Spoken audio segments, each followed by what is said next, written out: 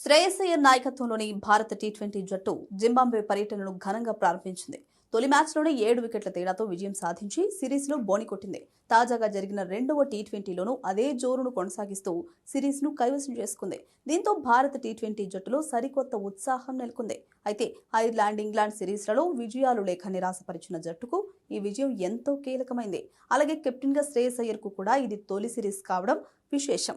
ఇక ముఖ్య కోచ్ గౌతమ్ గంభీర్తో సహా సీనియర్ సపోర్ట్ స్టాఫ్కు బీసీసీఐ విరామం ఇవ్వడంతో ఎన్సీఏ అధిపతి వివిఎస్ లక్ష్మణ్ ఈ సిరీస్కు తాత్కాలిక హెడ్ కోచ్గా బాధ్యతలు చేపట్టారు. డ్రెస్సింగ్ రూమ్ వాతావరణాన్ని, జట్టు భావజాలాన్ని మరింత బలోపేతం చేసేందుకు లక్ష్మణ్ ఒక కొత్త ఆలోచనకు శ్రీకారం చుట్టారు.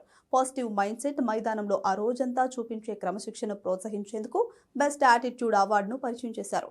కేవలం వికెట్లు, పరుగులు సాధించడమే కాకుండా ఆటగాడి ప్రవర్తన, సహచరులను ప్రోత్సహించడం, ఒత్తిడిలో నిలకడగా ఉండడాన్ని ప్రాతిపదికగా తీసుకుని ఈ అవార్డు ఇస్తారు. తొలి మ్యాచ్ ముగిసిన తర్వాత యువ బ్యాటర్ తిలక్ వర్మ ఈ బెస్ట్ యాటిట్యూడ్ అవార్డును సొంతం చేసుకున్నారు. అలాగే నైపుణ్యం ఎంత ముఖ్యమో సరైన యాటిట్యూడ్ కూడా అంతే ముఖ్యమని ఈ సందర్భంగా లక్ష్మణ్ స్పష్టం చేశారు.